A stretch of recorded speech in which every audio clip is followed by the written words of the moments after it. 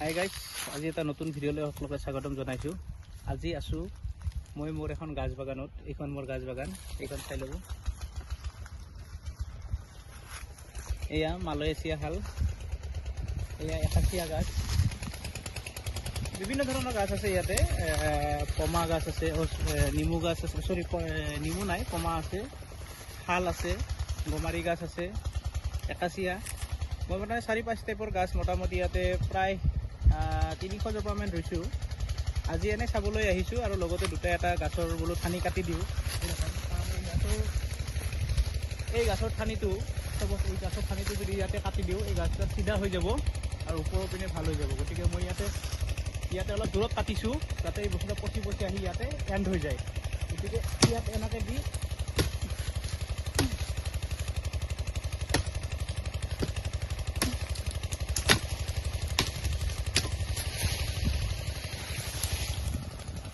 এইটো কাটি দিলোঁ। এই গাছডাল এইবাৰ ইয়াৰ পৰা এইটো ষ্ট্ৰেট হৈ যাব আৰু গাছডাল অলপ বাৰতে সুবিধা হ'ব। ইয়াক যিখিনি সাৰ পানী লাগিছিল ইও খাই আছিল।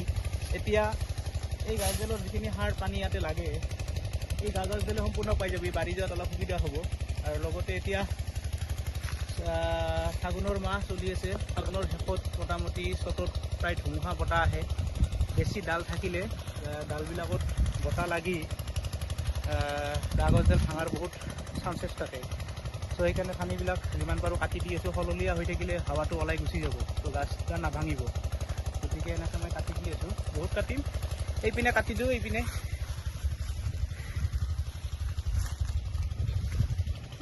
গতিকে এইখনে সৰু বাগান, মোৰ গাছৰ বাগান। মাজে মাজে ইয়াত যেতিয়াই আহোঁ ঘৰলৈ, তেতিয়া ইয়াতে আহোঁ এপাক চাবলৈ। গতিকে আজি ছানডে পাই আহিলোঁ, চালোঁ, ভাল লাগিল। এয়া গছবিলাকত তেনেকৈ লেৱা, বনৰীয়া লেৱা এইলা লাগিছে খুব। ইয়াত যদি কাটি নিদিওঁ গছডাল মাৰি পেলাবই। আৰু বহুত গাছ, মানে বহুত নহয়, ঠিক 2-4ডাল ভাঙিছে। মানে লেৱাই একদম পূৰা ভাঁজ লগাই দিছে। এনেকৈ মই অলপ গুটি চাফা কৰি দিলোঁ। এয়া গাছডাল এই নতুনকৈ পাত আহিছে। এতিয়া 1-2 জাপত যদি পানী পৰি যায় মোটামুটি বঢ়িয়াকৈ আহি যাব। এই গাছডাল চাওক, ইয়াতে চাওক, লেৱাই এইডাল ভাঁজ লগাই দিছে। মই এতিয়া কাটি দিম, এতিয়া উঠি গ'ল। মানে এনেকুৱাকৈ এয়া জংঘলো হৈছে বহুত। এইবিলাক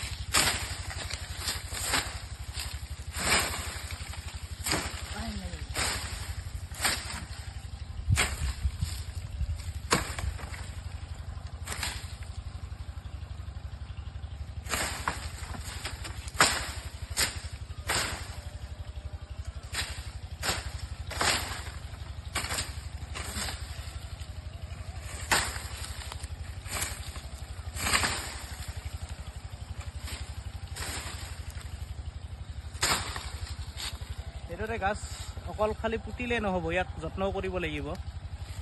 যত্ন কৰি আছোঁ কাৰণে অলপ সোনকালে দীঘল হ'ল এইকেইডাল। তো এনেকৈ গছ একদম পূৰা লেৱাই, যে বনৰীয়া লেৱা, এই গাছডাল তাৰমানে একদম উঠিবই নিদিয়ে। ইয়াক গ্ৰ'থ হোৱাত ডিগ্ৰ'থ কৰি ৰাখে। সেইকাৰণে ইয়াক এই সময়তে কাটিব লাগিব, বাৰিষাত পচিবল নহয় ইয়াত সোমোৱা। চ' এতিয়া এনেকৈ অলপ কাটি দি আছোঁ ধুনীয়া কৰি। এতিয়া ইয়াত কাটি দিছোঁ, ওপৰত টেনশ্যন নাই আৰু।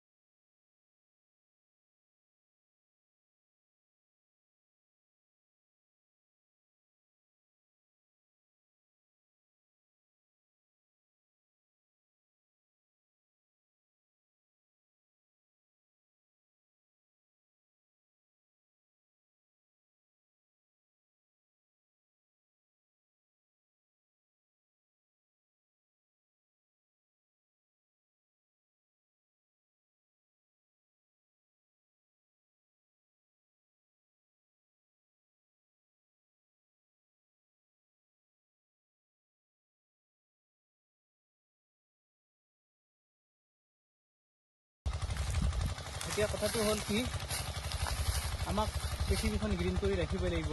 গছ অবিহনে আমাৰ পৃথিৱীৰ ভাৰসাম্যতা একদম বজাই ৰখাটো পচিবল নহয়। আমাক গছ লাগিবই, কাৰণ এতিয়া দিনক দিনে গৰমবোৰ বাঢ়ি যাই আছে আৰু এই পৃথিৱীৰ বেলেঞ্চটো ৰাখিব লগা হ'লে আমাক গছৰ প্ৰয়োজন। গছক মৰম কৰিব লাগিব আৰু এনেকৈ গছ ৰুব লাগিব।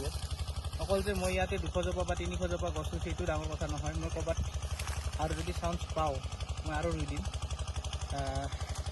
প্ৰত্যেক মানুহে যদি আমাৰ ভাৰতবৰ্ষত যিমান মানুহ আছে, যিমান জনসংখ্যা আছে, প্ৰত্যেকে দুডালকৈ ৰুলেও ঢেৰ গছ হৈ যাব। গতিকে তেতিয়া আমাৰ প্ৰাকৃতিক ভাৰসাম্যতা বেলেঞ্চিং হৈ থাকিব, আমিও জীয়াই থকাত সুবিধা হ'ব, গছ গছনিবিলাকো জীয়াই থাকিব, জীৱ জন্তু চবেই শান্তিত জীয়াই থাকিব পাৰিব।